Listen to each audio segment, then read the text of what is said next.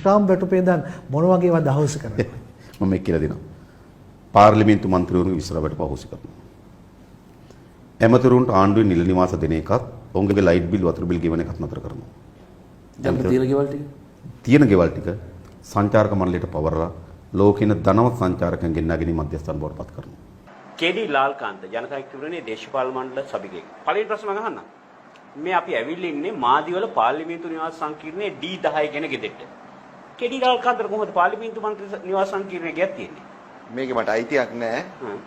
ඉන්නේ කොහමද එහෙනම්? මම මේක භුක්ති විඳිනවා. අයිතියක් නැහැ භුක්ති විඳිනවා. භුක්ති විඳිනවා.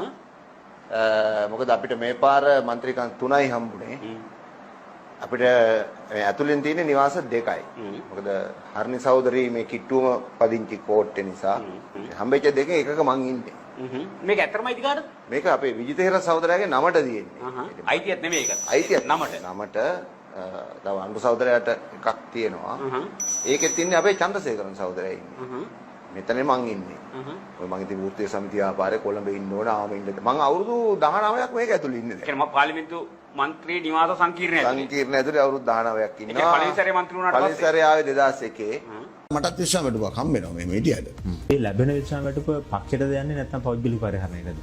නෑ දැන් ඒවා විශ්‍රාම වැටුප් කියනවා කාටවත් පවරන්න බෑ රටේ නීතියට අනුව.